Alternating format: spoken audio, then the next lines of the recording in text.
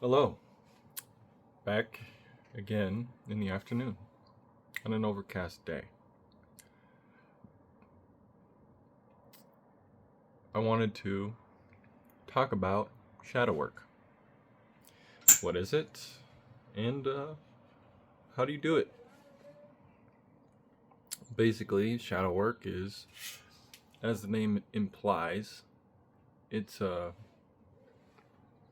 certain kind of work that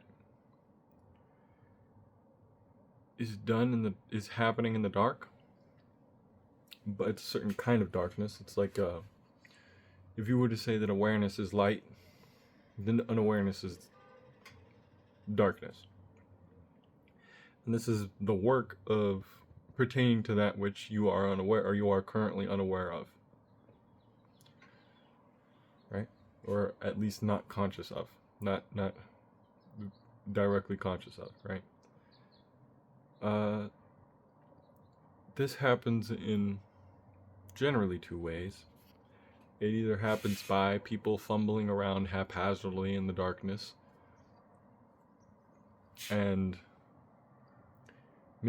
like, how if you're in the dark, your mind will start to play tricks on you, and your imagination will become very active, and you start to visualize things that aren't really there.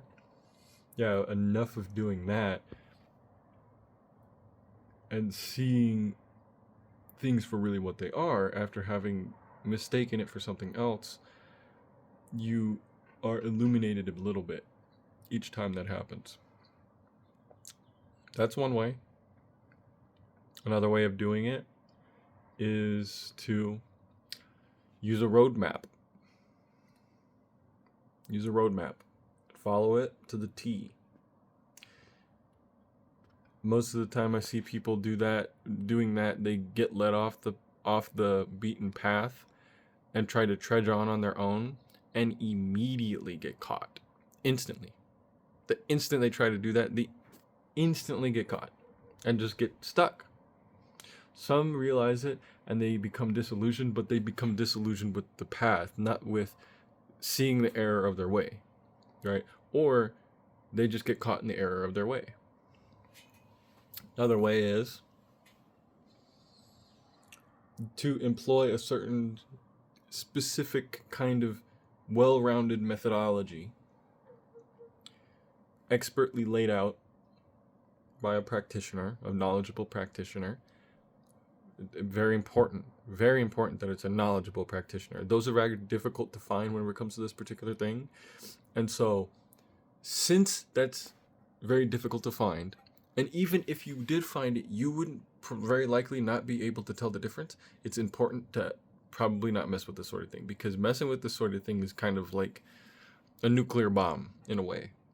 Like doing this will cause everything that could go wrong to go wrong. And it will happen very quickly and in a way that you are very likely not going to be able to handle, unless of course you had two hands or enough energy to cover enough for two hands, basically 10 hands. But it's like it's not kind of really something you want to dip your toes into, and that's Kundalini yoga, basically. You kind of want to stay away from that. However, Kriya is a very good way. That's the well-rounded, expertly laid out way. And it's a lot easier to deal with that sort of thing. It's much simpler. And it's something that if you understand what's happening and the mechanics, which after some time of doing it, you likely will, you will be able to make your own plan. To some degree. Then there's another way of having someone take you there and helping you make the jump.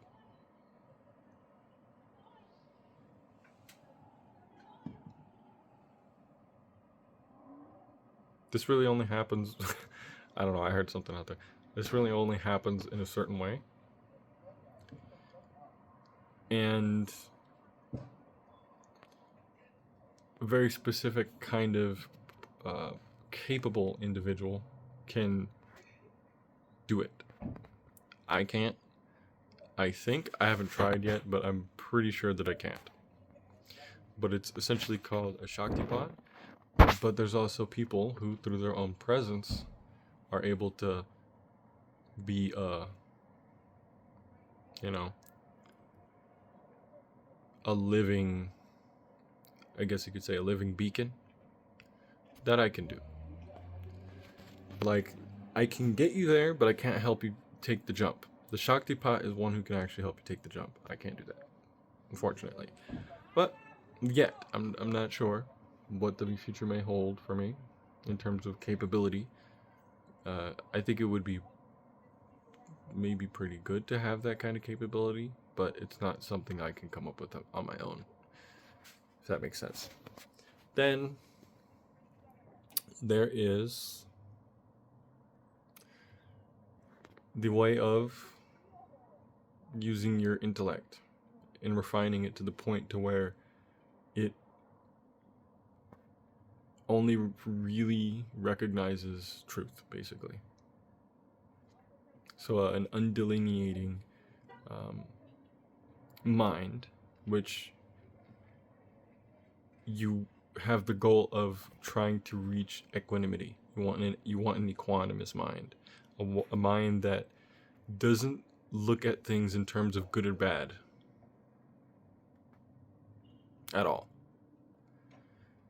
and isn't particularly drawing any distinctions between this or that.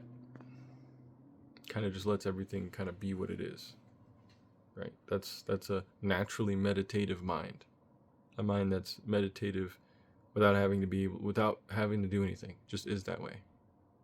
Effortless meditation. That's a way. When you become like that, it becomes very simple to open up. And then there is the last way, which is basically using the heart and the mind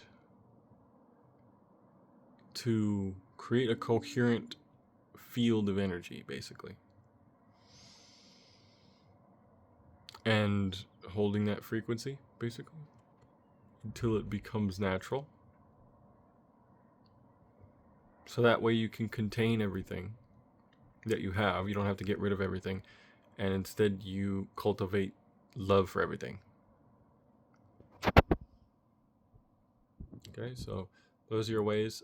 Now, in terms of methods, I have methods for all of those things, except the Shaktipat. Like I said, don't know how to do that. But I have methods for everything, and I have also methods that I can specifically tailor to individuals. At this current moment, I have on the About section of my channel, on the main page of my channel, my email. Please create a Discord if you don't have one. If you do, just put your Discord name, email me your Discord name, and then we can set up the date for a private consultation where I can just try and help you sort out what would best work out for you in terms of where you're at and where you're trying to go, spiritually speaking, metaphysically speaking. Which are two different things. Okay? Two different things. But where you're trying to go, what you're trying to do, is it that you want your twin flame? You just want them, and you just want them and a simple life with the normal stuff of life, or we could sort these sorts of things out. Anywho, yeah, just hit me up. I'm around, and peace out.